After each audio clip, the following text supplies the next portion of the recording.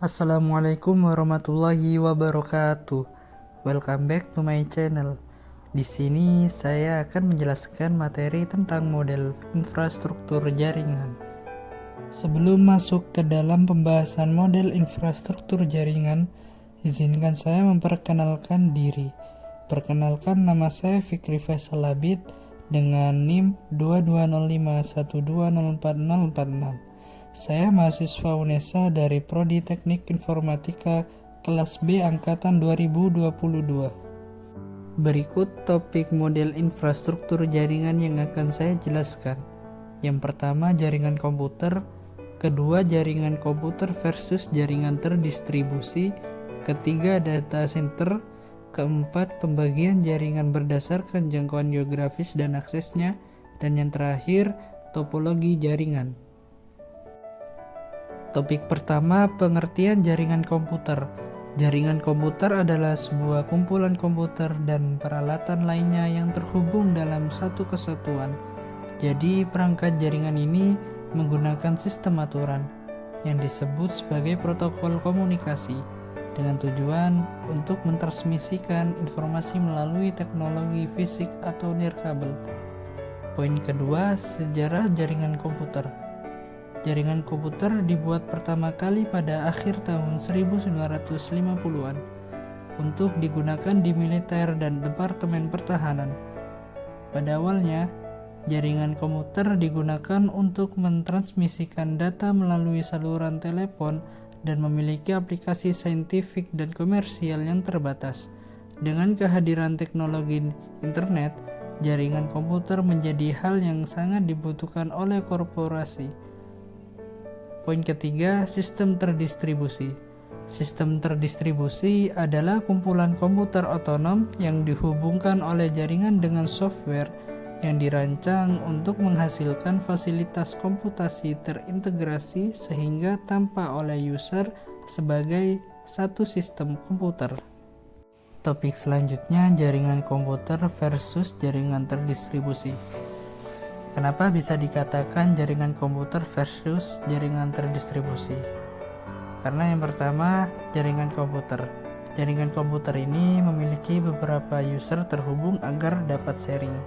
Namun, tiap pekerjaan ditangani sendiri-sendiri oleh user yang meminta dan diminta layanan. Server hanya melayani permintaan sesuai antrian yang sudah diatur sistem. Kalau jaringan terdistribusi, beberapa host user terhubung agar dapat mengerjakan sebuah pekerjaan besar bersama-sama, namun server melayani beberapa terminal dan melakukan proses berdasarkan input dari terminal-terminal. Jadi dari penjelasan tadi bisa disimpulkan bahwasanya kedua jaringan tersebut memiliki perbedaan dari segi yang terletak pada usernya atau khususnya sistem operasi, bukan pada servernya, karena userlah yang menentukan tingkat keterpaduan dan transparansi jaringan yang bersangkutan. Selanjutnya ada contoh penerapan pada jaringan komputer. Bisa dilihat bahwasanya cara penerapan pada jaringan komputer terpusat dan jaringan terdistribusi berbeda ya. Topik selanjutnya, data center. Poin pertama, pengertian data center. Data center atau lebih dikenal dengan pusat data merupakan ruang yang dirancang khusus untuk tempat penyimpanan file, informasi bisnis, hingga server komputer dari perusahaan yang biasanya terhubung dengan jaringan internet. Poin kedua, manfaat data center. Yang pertama, aman. Kenapa bisa dikatakan aman? Karena apabila terjadi bencana alam seperti banjir hingga gempa bumi, informasi penting di dalamnya tidak akan hilang atau rusak karena sudah tersimpan dengan aman dengan adanya redundansi data. Kedua, hemat biaya. Kenapa bisa dikatakan hemat biaya? Karena hal ini proteksi yang ditawarkan oleh media penyimpanan sangat sempurna sekaligus teruji sehingga perusahaan tidak perlu mengeluarkan uang banyak ketika terjadi sesuatu pada file perusahaan. Ketiga, performa unggul. Kenapa bisa dikatakan performa unggul? Karena keunggulan ini dapat dilihat ketika data perusahaan terkena virus, bencana alam, ataupun malware. Informasi tersebut tidak akan hilang bahkan rusak. Poin ketiga, 4 komponen utama data center. Pertama ada media penyimpanan, kedua power capacity, 3 cooling system, dan sistem keamanan. Topik selanjutnya pembagian jaringan berdasarkan cakupan atau jangkauan geografis. Yang pertama ada jaringan PAN. Kepanjangan PAN adalah Personal Area Network. PAN adalah sebuah jaringan yang dipakai untuk berkomunikasi jarak dekat antar perangkat pribadi. Jaringan ini melibatkan beberapa perangkat elektronik pribadi seperti smartphone, PC, dan sebagainya. Contohnya seperti Bluetooth dan IRDA. Kedua, jaringan LAN. Kepanjangan LAN adalah Local Area Network. LAN adalah suatu jaringan komputer yang cakupannya wilayah lokal saja. Maksudnya, yaitu jaringan ini hanya bisa digunakan oleh pengguna di area LAN saja. LAN menghubungkan perangkat ke jaringan internet lewat perangkat jaringan yang sederhana. Contohnya seperti lab komputer. Ketiga, jaringan MAN. Kepanjangan MAN adalah Metropolitan Area Network. MAN adalah jenis jaringan komputer yang lebih luas dan lebih canggih dari jenis jaringan komputer LAN. Disebut Metropolitan Area Network ini karena jenis jaringan komputer MAN ini biasa digunakan untuk menghubungkan jaringan komputer dari suatu kota ke kota lainnya. Keempat, jaringan WAN. Kepanjangan WAN adalah Wide Area Network. WAN adalah jaringan area luas karena jangkauannya melampaui satu gedung ataupun kampus besar hingga mencakup beberapa lokasi yang terbesar di area geografis tertentu atau bahkan dunia. Misalnya bisnis dengan banyak kantor cabang internasional menggunakan WAN untuk menghubungkan jaringan kantor secara bersamaan. Topik selanjutnya pembagian jaringan berdasarkan aksesnya. Bisa dilihat terdapat 2 jaringan yakni internet dan intranet.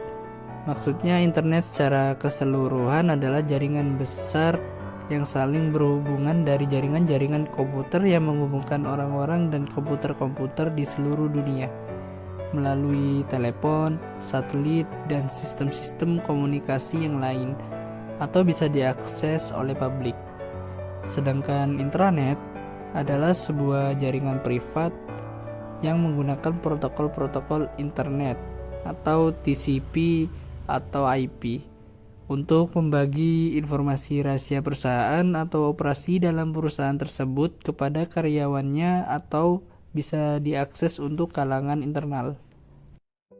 Topik selanjutnya topologi jaringan. Yang pertama, bus topologi. Bus topologi adalah topologi yang mempunyai kabel tunggal yang masing-masing workstation dan server saling terhubung. Kelebihan dari topologi bus sendiri yaitu ketika melakukan pengembangan jaringan dan workstation baru akan tetapi tidak mengganggu workstation yang lain. Kekurangan yang dimiliki bus topologi adalah ketika kabel mengalami kerusakan atau putus, maka akan mengalami gangguan pada keseluruhan jaringan. Kedua, ring topologi. Ring topologi adalah sebuah model topologi jaringan yang berbentuk melingkar seperti cincin. Setiap perangkat komputer akan terhubung dalam rangkaian lingkaran tersebut. Setiap perangkat akan terhubung dengan 2 perangkat lain, yakni yang berada di kanan dan di kiri hingga membentuk sebuah cincin. Tiap perangkat atau titik tersebut berfungsi sebagai repeater, yakni yang dapat memperkuat sinyal sepanjang jaringan tersebut.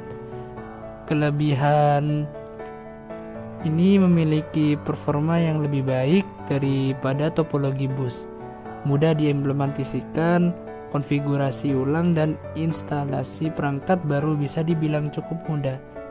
Biaya instalasinya cukup murah.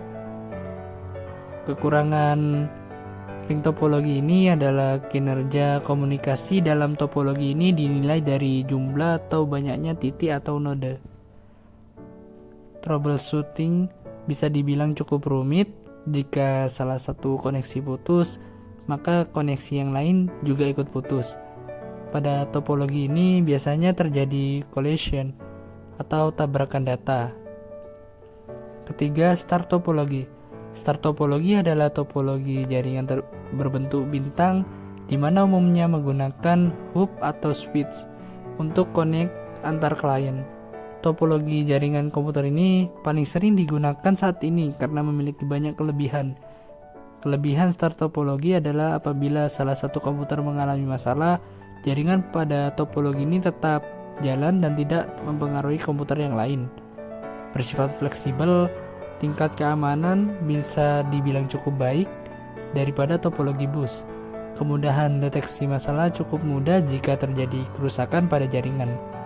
Kekurangan star topologi ini adalah jika salah satu kabel pada topologi jaringan bus putus atau bermasalah. Hal tersebut dapat mengganggu komputer workstation atau klien yang lain.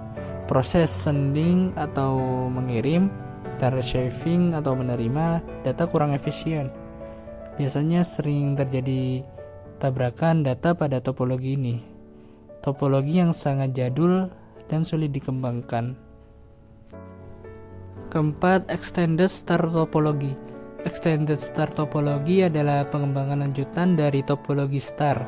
Kelebihan extended star topologi adalah jika ada satu node yang terputus, maka subnode yang lain tidak akan mengalami gangguan.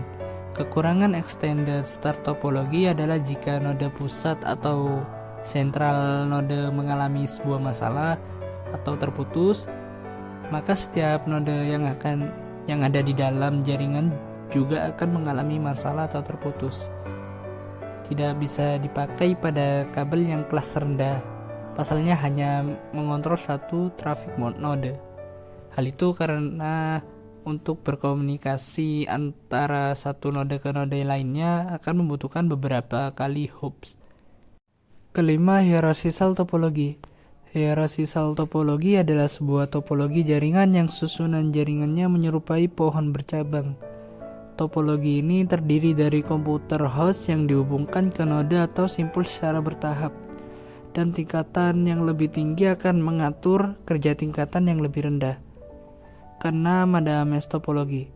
Mesh topologi adalah sekelompok perangkat komputer yang saling terhubung secara langsung dalam sebuah jaringan sehingga dapat saling berkomunikasi. Topologi ini juga disebut sebagai topologi jala karena bentuk rangkaiannya menyerupai bentuk jala. Kelebihan topologi mesh ini adalah jalur pengiriman data yang digunakan sangat banyak, jadi tidak perlu khawatir akan adanya tabrakan data. Besar bandwidth yang cukup lebar, keamanan pada topologi ini bisa dibilang sangat baik. Kekurangan topologi mesh ini adalah proses instalasi jaringan pada topologi ini sangatlah rumit, membutuhkan banyak kabel, memakan biaya instalasi yang sangat mahal dikarenakan membutuhkan banyak kabel. Selanjutnya, model jaringan saat ini. Bisa dilihat bahwasanya pada gambar model jaringan saat ini terlihat seperti saraf di otak kita. Mungkin itu saja penjelasan terkait model infrastruktur jaringan. Semoga apa yang saya jelaskan tadi bisa menambah ilmu dan wawasan teman-teman. Dan jangan lupa di like and subscribe ya guys. Terima kasih. Wassalamualaikum warahmatullahi wabarakatuh.